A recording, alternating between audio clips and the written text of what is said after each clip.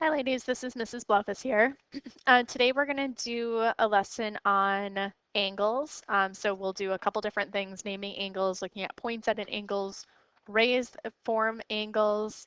We'll talk about opposite raised, straight angle, interior and exterior. Those are your vocab terms. This is an extension on a lesson that we did earlier in the semester.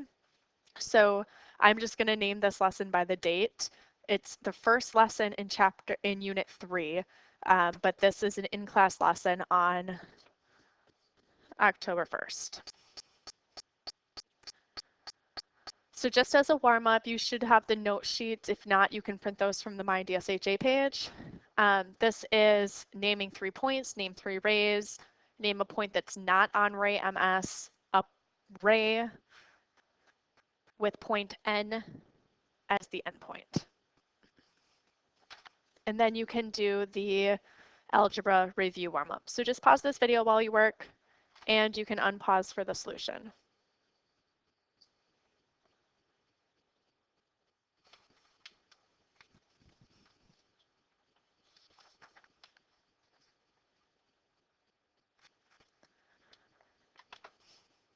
Okay, to start naming 3 points, you can name any 3 points. They do not have to be collinear. There's no stipulations in this problem. It's just naming 3 points. So we name points with capital letters. So Q, M, N. Those are 3 points. Naming 3 rays. 3 rays, the order that you write the ray matters because we start with an endpoint. So 3 rays could be SQ. That's a ray. It starts at S, goes through Q, and keeps going forever. MS could be a ray, starting at point M, going through S, and continuing forever. And NS could be a ray, starting at point N, going through S, and continuing forever. A point that is not on ray MS, any point except P works. P is the only point, and M and S obviously are on ray MS, but Q, R, or N all are appropriate names for points. And then a ray with point N as the endpoint, it has to start N something, because N is the endpoint. So you could either say NQ or you could say NS.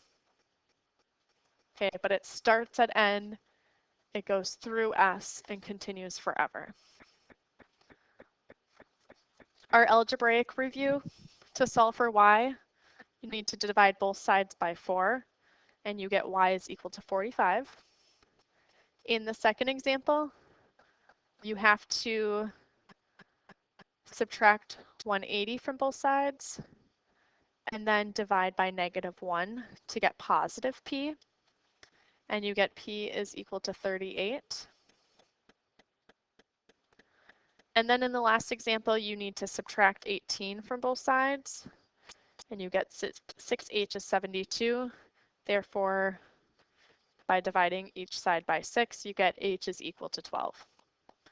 Okay, those are just, those should be review from either earlier in this course or if you think back to last year when you did your algebra work. We will use a lot of these terms and solving for variables in the future. So just we'll make sure that we practice those often. Okay, this is also a little bit of review.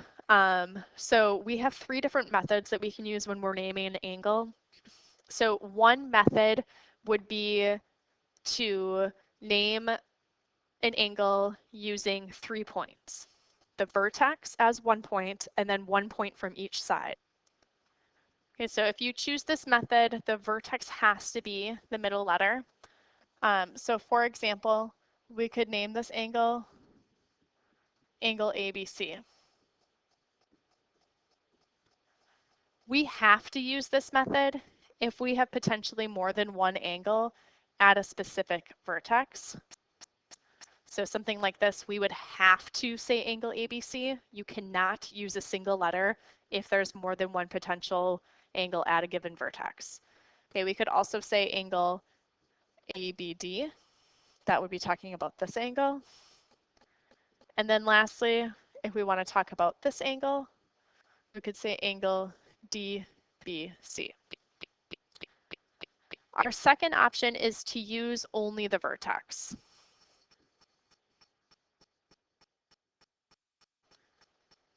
And we can only use this method if and only if there is only one angle at that vertex.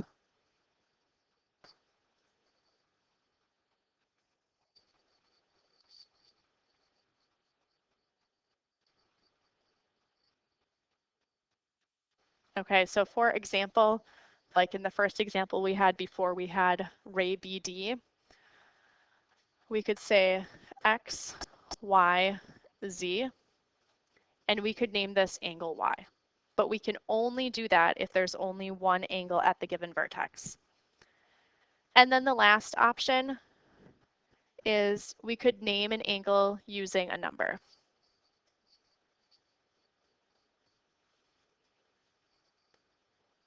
Okay, so we might see something like this, angle 1 or angle 2. Okay, so you can use one letter, you can use 3 letters, or you can use a number. So let's look at this example where we're naming this same angle 4 different ways.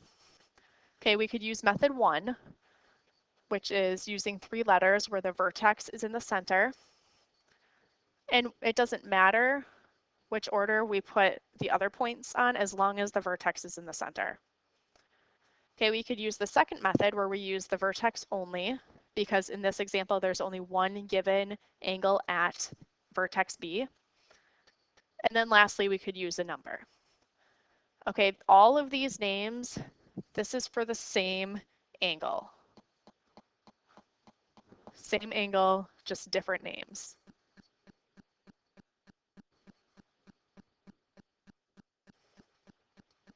Okay, so on your own, try the next 2 examples. You can pause the video while you work and unpause for the solutions.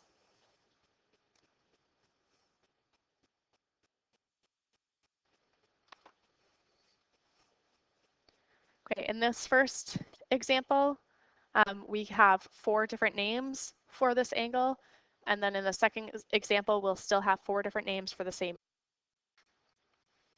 Okay, so again, 4 different names, but for the same angle. In these 2 examples, again, we can name this angle E, and we can name it angle I, but only because there's only one potential angle at that given vertex. So here's an example, a couple examples where there's more than one angle at a given vertex. So we want to name all the angles that have P as their vertex. Okay, so let's name this angle. And we can name it a few different ways, but I'm going to say angle 1. Okay, we could also say angle MPN or angle NPM. Okay, that's all that same angle. The second angle we could talk about at vertex P is angle 2. We could also call it angle NPO or angle OPN. And then the last angle, we can't use a number because there's no number in between the 2 rays that make this up, but we could say angle MPO or we could say angle OPM. Okay, make sure you're using your angle signs. Okay, the next one, try this one on your own. You can pause the video while you work, and you may unpause for the solutions.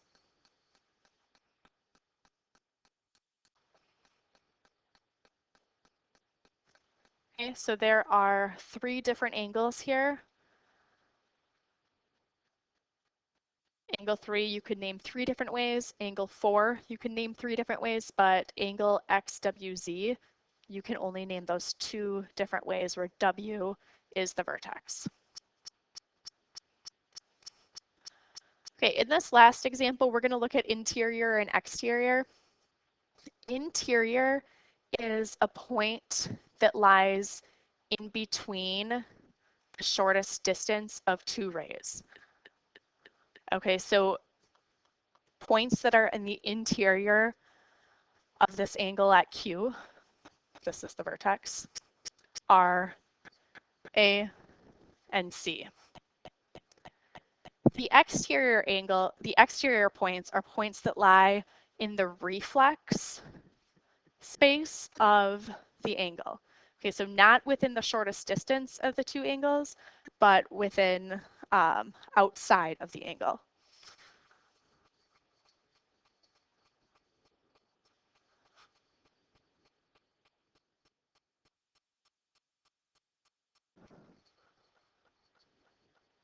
Okay, so for this example, K and Y would be points in the exterior of the angle. Okay, so let's look at these three examples, tell whether each point is on the interior or exterior of the angle.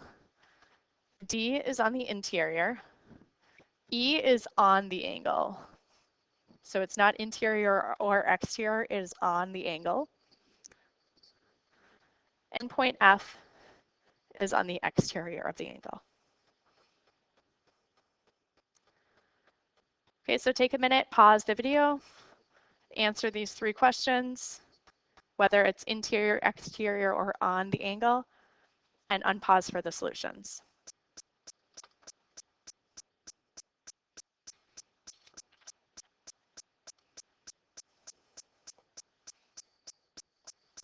Okay, the first one, this is on the angle, and it's actually the vertex.